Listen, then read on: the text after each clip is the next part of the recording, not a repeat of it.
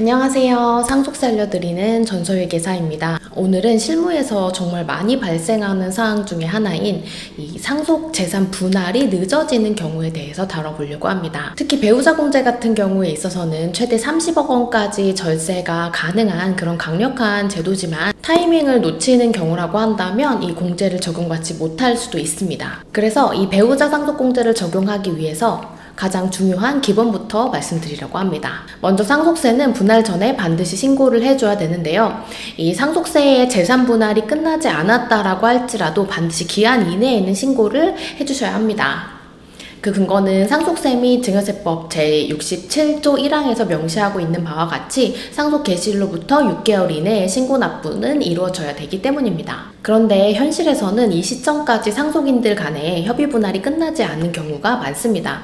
이런 경우에 있어서는 세무서는 법정 상속 비율을 기준으로 해서 상속인들에게 상속 재산을 나눠준 것으로 간주해서 과세를 먼저 진행하도록 하고 있습니다. 이를 흔히 분할 전 신고 또는 법정 상속 기준분 신고라고 하고요. 이 상태로 신고하면 이제 일부 공제를 못 받거나 추후 정산 절차를 별도로 갖춰야 하는 그런 불편함이 생깁니다. 그럼 공제 혜택 중에서 가장 큰 것 중에 하나인 배우자 상속 공제를 살펴보도록 할게요.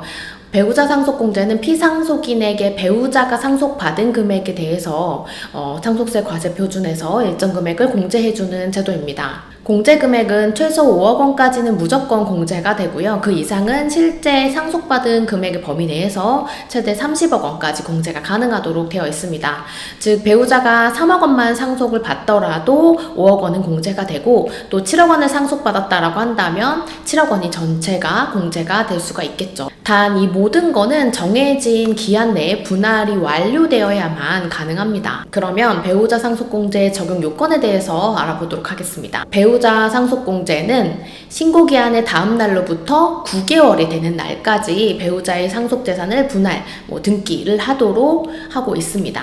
요약하자면 상속 개시일이 속하는 달일로부터 6개월 안에 신고를 해줘야 되고요. 그 다음 날로부터 9개월 이내에 이 분할된 것까지 완료가 되어야 된다라는 이야기입니다. 이거를 지키지 못하면 최대 공제는 이제 배우자 공제 같은 경우 5억 원으로 제한이 되게 됩니다. 그렇다면 예외 규정을 살펴보려고 하는데요.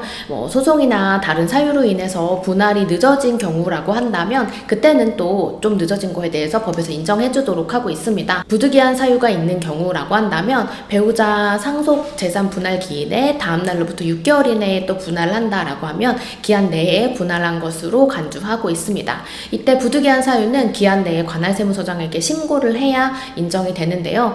대표적으로 이 상속재산 분할과 관련해서 심판 청구나 소송 같은 소호 제기가 있다라고 한다면 그런 경우에는 인정이 되는 사유가 해당이 됩니다. 단 사유가 발생했더라도 반드시 기한 내에 신고해야지만 예외가 인정된다는 것도 꼭 기억하셔야겠습니다. 그리고 마지막으로 많이 궁금해하시는 배우자 상속공제랑 관련된 기타 사항들을 살펴보겠습니다. 먼저 이런 질문들 되게 많이 받는데요. 배우자가 실제로 상속받은 금액이 5억 원보다 적어도, 즉 배우자가 한 푼도 상속받지 않는다라고 할지라도 5억 원을 공제받을 수 있나요? 라는 질문들 많이 하세요. 네, 맞습니다. 최소 5억 원까지는 배우자가 계신다고 한다면 무조건 공제가 됩니다. 또 배우자가 실제로 6억 원을 상속받았는데 아직 등기나 명예개서가 안 됐다라고 한다면 공제가 가능한지에 대해서도 질문을 하시는데요. 이 경우는 조심하셔야 됩니다. 단순히 받기로 한 합의만으로는 안 되고요. 등기나 등록 명예개서 등의 형식적인 분할의 절차까지 끝내야 공제 대상이 될 수 있습니다. 그리고 그 기한은 앞에서 상세히 설명드렸었고요. 또 많이 헷갈려 하시는 질문들이 하나 있는데요. 이 사실혼의 배우자도 배우자 상속공제를 받을 수 있는지에 대한 부분입니다. 안타깝지만 아닙니다.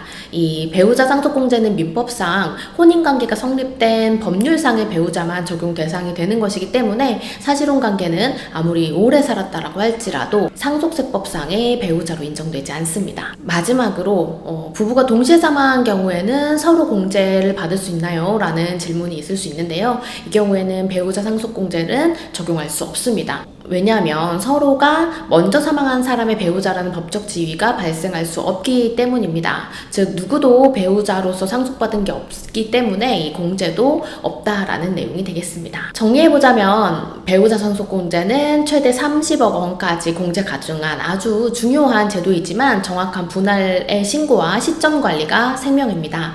특히 실무에서는 분할이 늦어지는 경우가 많기 때문에 신고는 먼저 하되 분할 완료와 정산 신고의 기한을 철저하게 관리하셔야겠습니다. 오늘은 배우자 상속공제랑 관련해서 언제까지 신고 납부해야 되는지 그리고 분할의 등기까지 언제까지 완료되어야 되는지에 대해서 알아봤습니다. 다음 시간에도 유익한 상속세 정보로 돌아오도록 하겠습니다. 지금까지 상속세 알려드리는 전서영 기사였습니다.